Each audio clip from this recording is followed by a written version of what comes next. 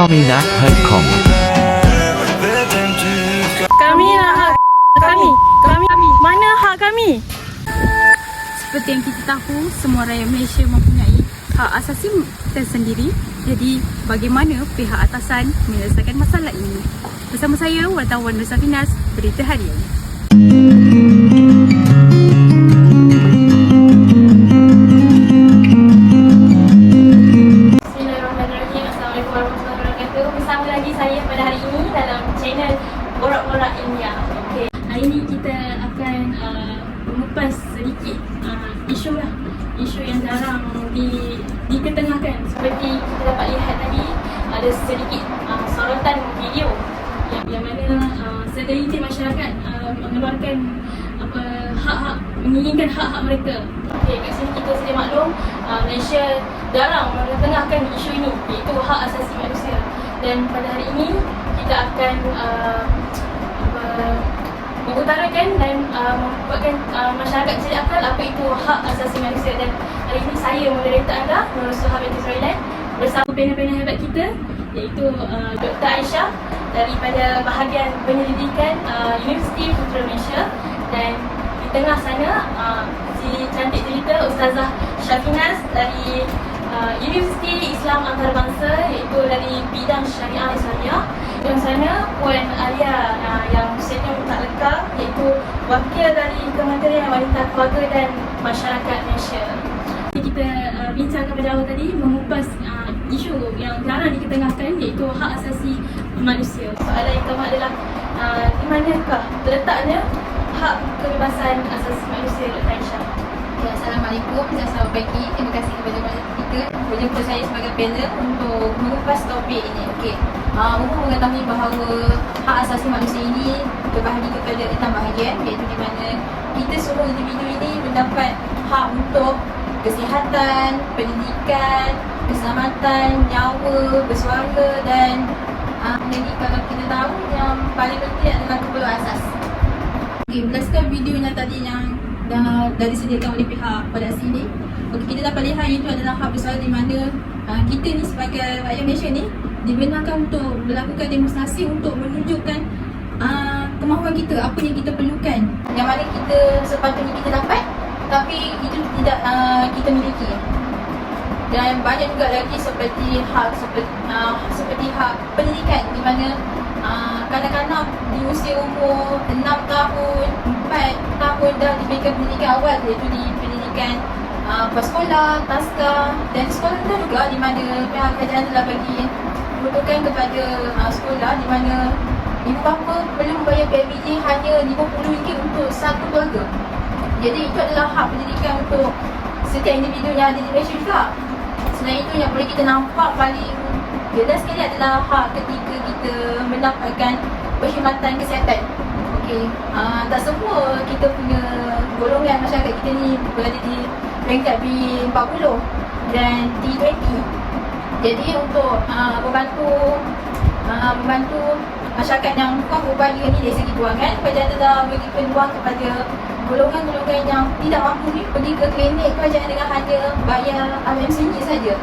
Jadi mana-mana ibu bapa ataupun warga emas yang tidak berkemampuan, mereka boleh datang semula ke klinik kerajaan untuk dapatkan perkhidmatan.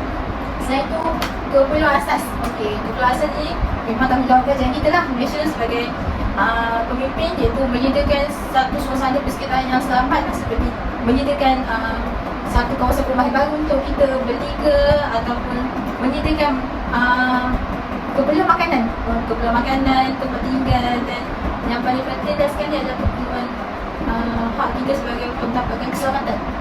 Sebab kita nak hidup aman, seterusnya dekat mana-mana saja negara pun kita perlukan situasi yang aman tersebut. Jadi dengan adanya kerajaan ni, dia perlu ada satu badan yang khusus untuk lindungi keselamatan kita sepanjang kita berada di Malaysia lah.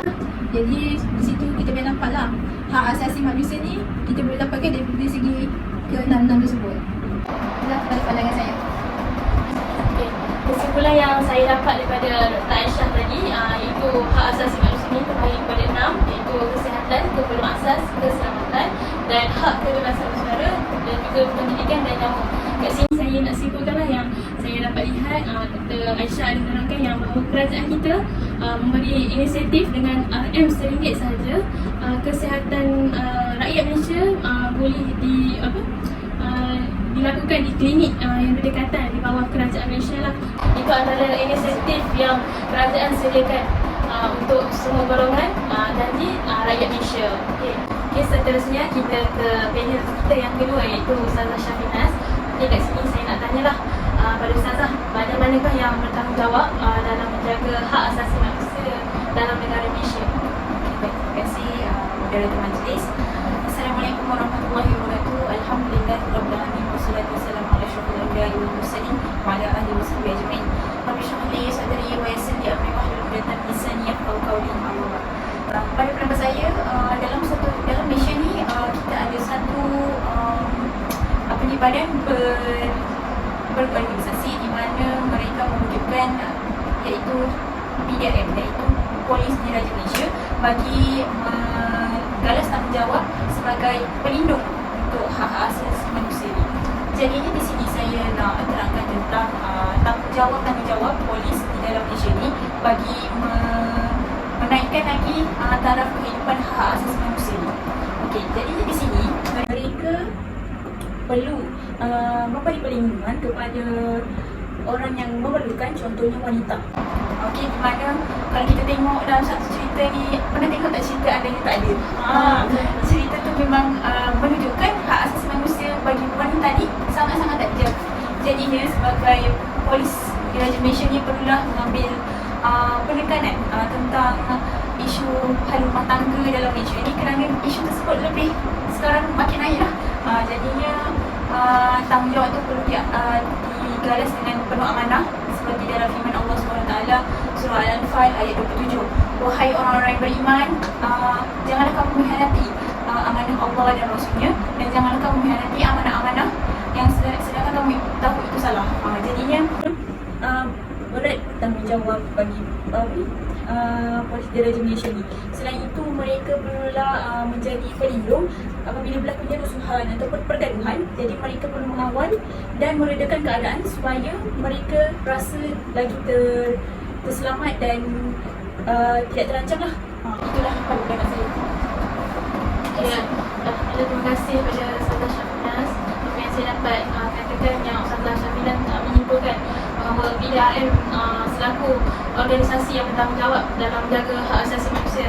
Ustazah Syafinas turut menekankan surah Al-Anfal ayat 7 yang mana menekankan amanah yang perlu digalas oleh badan organisasi ini, di samping menjaga dan meningkatkan penjagaan dalam menjaga hak asasi wanita, yang mana sekarang ni orang pandang remeh ya Ustazah. Okey, kat sini kita nak nampak yang bahawa Malaysia pun PDRM pun ada menekankan untuk menjaga hak asasi wanita tu, maksudnya tak membiarkan golongan lemah ni. Okey, seterusnya pada Puan Alia pula, sukalah saya nak tanya, adakah kemungkinan badan yang bertanggungjawab ni terlibat dalam salah guna kuasa? Terima kasih dan selamat pagi. Assalamualaikum warahmatullahi wabarakatuh. Pada pendapat saya, penyalahgunaan kuasa dalam sesuatu organisasi ini turut disenaraikan dalam mengganggu hak asasi manusia daripada segi keselamatan. Demi kepentingan diri sendiri, terdapat pihak polis yang menggunakan kuasa ke arah yang salah. Sebagai contoh, yang saya baca dalam buku adalah terdapat mangsa tahanan dalam keadaan lemah diseksa dan dianiaya oleh pegawai polis yang bertugas. Ini kita dapat lihat pegawai polis tidak bertanggungjawab dan tidak menjaga mangsa tahanan tersebut. Contoh kedua adalah pada bulan Januari tahun 2023 terdapat seorang remaja yang berumur 16 tahun dirogol oleh bapa tirinya, dan remaja itu membuat laporan polis, tetapi di sebaliknya pegawai polis yang bertugas itu merogolnya, dan kita lihat pegawai polis itu salah menggunakan kuasanya. Kita dapat lihat kesan buruk kepada hak asasi manusia ini berlaku pada zaman ini. Itu pendapat saya. Okey, apa yang saya faham, apa yang Puan cuba sampaikan, bahawa yang salah guna kuasa ni boleh juga berlaku dalam organisasi, tapi bergantung pada individu itu tersebut. Kadang-kadang disalah guna kuasa disebabkan oleh kepentingan diri sendiri. Betul? Okey. Okay, apa yang saya boleh nyatakan untuk forum kita kali ini, hak asasi manusia ni terdapat 6 hak yang seperti disampaikan Dr. Aisyah sebentar tadi, iaitu kesihatan, penuh asas, pendidikan, nyawa, keselamatan, hak kebebasan bersuara, dan juga badan yang bertanggungjawab seperti organisasi PDRM yang disampaikan oleh Ustazah Syafinas, dan juga Puan Alia juga jelas menyatakan salah guna kuasa ni boleh berlaku tapi tak pada semua dalam organisasi, bergantung pada individu tu sendiri. Betul. Okey, sampai di sini dulu kita punya perbincangan borak-borak santai kita ni. Okey, kita akan sambung sebentar lagi dalam borak-borak ilmiah.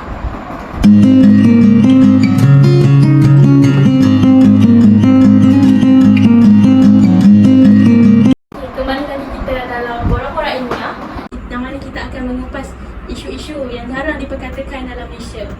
Okey, kita akan ke segmen yang seterusnya, yang mana Dr. Aisyah, bentuk tindakan yang akan diambil kerajaan dalam menjaga hak asasi manusia. Assalamualaikum, terima kasih kepada soalan itu. Undang-Undang Hak Asasi Antarabangsa dia telah menekankan bahawa setiap negara perlulah menyiasat isu yang melibatkan pencabulan hak asasi, seperti melibatkan kesesaan, tekanan kehidupan dan penggunaan kekerasan sehingga menyalahi undang-undang. Di mana pegawai awam, mereka yang ditugaskan ataupun mereka yang diberi tanggungjawab perlulah melaksanakan pengawasan disiplin dan boleh diambil tindakan sekiranya berlakunya penyalahgunaan kuasa. Tapi bagi pegawai yang gagal dalam menjalani tanggungjawab, mereka boleh dianggap cuai dan juga tidak mandanglah dalam tugasan yang diberikan tu. Jadi di bawah seksyen 2, bagi pegawai awam yang gagal menjalani tanggungjawabnya, mereka boleh dikenakan tindakan, dan mereka juga tidak boleh menggunakan kedudukan yang mereka ada tu demi kepentingan pribadi.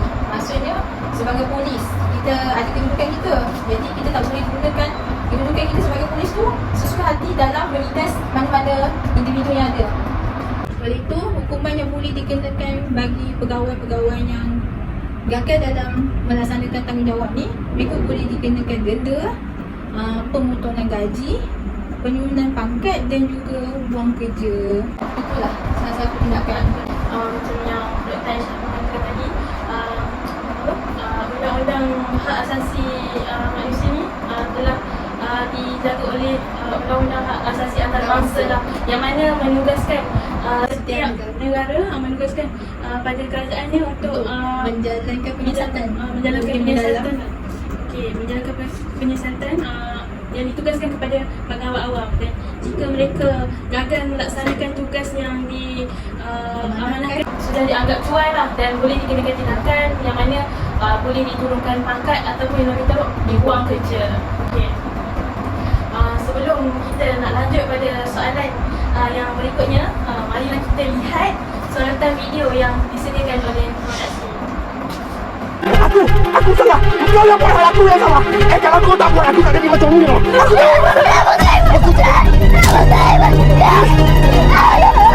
Tunjuk dia. Aku tu kena buat apa nak pisau ni tak? Kena buat apa nak pisau ni? Kau nak potongkan yang orang yang pukul macam ni, ha? Bunuh dia.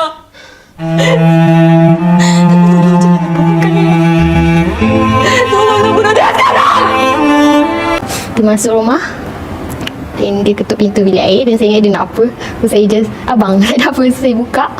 Dan masa tu dia tolak saya. Dia buka pintu, dia tolak saya dan saya tak sedar. Dan saya tak boleh nak lawan, saya tak mampu nak lawan apa-apa. Sebab lelaki kan kuat. Tak daripada situ saya start jadi dia. Saya macam aku dah rosak. So alang-alang dah hanamkan je lah terus. Macam nak cakap, dia orang percaya saya sebab dia ingat selama ni watak saya kat rumah dengan kat rumah lain. Berapa kali awak terjebak dengan seks lain sebabkan ada anak? Dia boleh katakan lebih daripada mungkin dah 25 kali.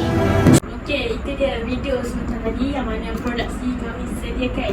Okey, Ustazah, daripada video tersebut, apakah yang dapat Ustazah simpulkan? Baik, terima kasih moderator majlis. Assalamualaikum warahmatullahi wabarakatuh. Okey, baru saya cakap tadi cerita anda je tak ada. Jadinya kat sini daripada cerita tu kita boleh nampak di mana perempuan adalah golongan yang lemah. Mereka selalu ditindas, bukan saja perempuan tetapi kadang-kadang dalam cerita tu pun anak dia pun ditindas, dipukul kan. Jadinya tapi saya spesifikkan kepada wanita lah.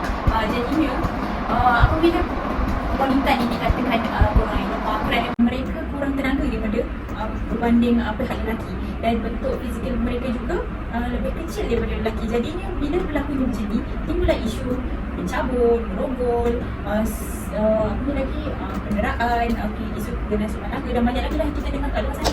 Bila berlaku macam ni, wanita akan pergi melapor, melapor kepada pihak berkuasa. Tetapi apa yang kita dapat, apa yang kita bimbangkan kerana pihak berkuasa kata kes macam ni, kes keganasan rumah tangga ni adalah hal peribadi. Sedangkan kes tu adalah kes yang mengganggukan kita punya hak asasi wanita lah.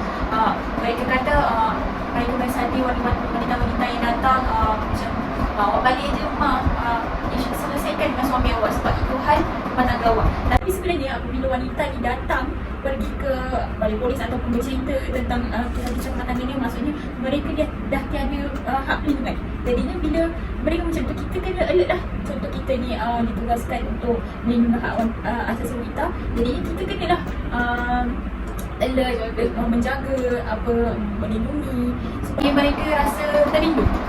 Jadinya hal macam ni mereka ambil remeh-temeh kerana bukan melibatkan semua masyarakat. Dia melibatkan rumah tangga dalam Malaysia ni lah.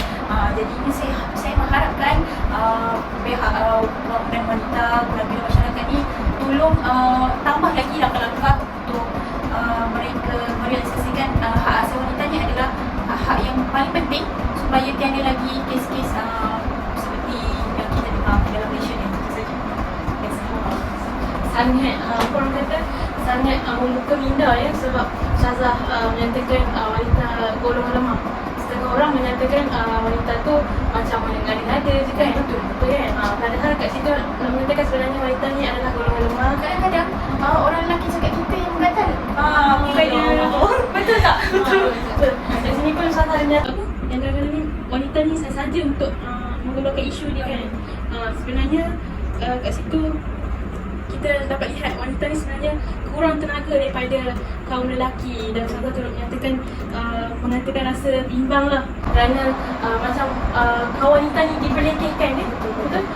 Baiklah, memandangkan kita di segmen hujung-hujung ni dalam borak-borak santai kita ni, borak-borak ilmiah kita ni, okey, Puan Alia, yalah, suka lah saya nak tanya, sarankan bagaimana nak menjaga hak asasi manusia ni dan bagaimana ia dapat dikekalkan. Cadangan bagaimana untuk mengatakan hak asasi manusia. Dan macam kita tahu, seluruh rakyat mempunyai hak asasi manusia. Betul? Lepas tu kita berhak bersuara untuk hak asasi manusia kita.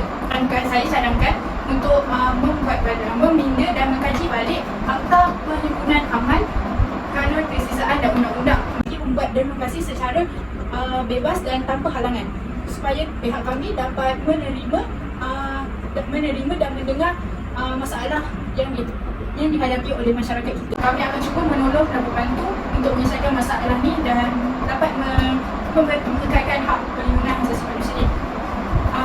Kami memberikan dua contoh, iaitu PBB cuba mengekalkan Hari Wanita Sedunia pada 8 Mac di Malaysia dan di luar negara. Program ini dapat membantu golongan lemah iaitu wanita dan kanak-kanak supaya mereka lebih rasa dihargai dan disayangi. Program yang kedua pada Kementerian Wanita, Keluarga dan Masyarakat iaitu skim bantuan kepada ibu tunggal. Kami akan cuba memberikan bantuan kepada ibu tunggal daripada keperluan asas, kewangan, membantu mereka membuka perniagaan, cuba membantu mereka untuk meneruskan kehidupan mereka seterusnya. Pihak kami akan cuba membantu dan dalam menyelesaikan masalah ini dan cuba mengekalkan hak asasi manusia kepada semua orang. Terima kasih. Apa yang saya dapat lihatlah daripada Kementerian Puan sendiri mengekalkan program Hari Wanita demi menjaga orang kata hak asasi wanita tu sendiri. Nak mengatakan macam kita menghargai wanita tu lebih lagi. Selain itu daripada Kementerian Puan juga ada melakukan skim bantuan, bagaimana membantu ibu tunggal yang memerlukan kat situ terdapat lihatlah yang sebenarnya banyak di kementerian orang kata langkah-langkah dan caranya yang diambil dalam menjaga hak asasi wanita itu sendiri, betul. Okay, memandangkan waktu pun telah mencukupui kita pada hari ini, sukalah saya nak buat rumusan sedikit apa yang kita bincangkan lah.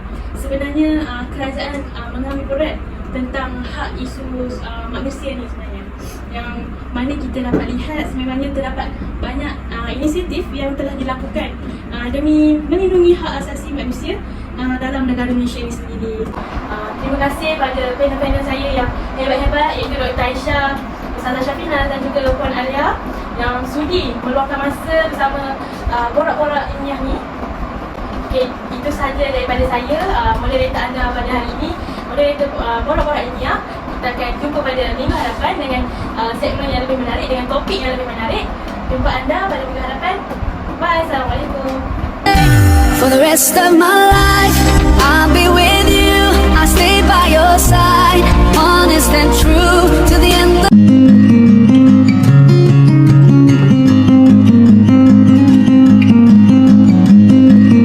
طمني كيفك انت مشي نتذكر عدو ويلا نجح للغرام ليش شبعونا كيف Buku tentang apa? Hak asasi manusia. Nampak menarik lah buku ni. Memang best pun. Boleh tak nanti saya nak pinjam buku awak? Boleh. Tapi bagi saya habiskan baca dulu lah. Boleh? Nanti saya bagi awak. Saya minta maaf ya. Terima kasih. يا من صليت بكل الأنبياء يا من في قلبك رحمة للناس يا من ألفت قلوبا بالإسلام يا حبيبي يا شافعي يا رسول الله بأمي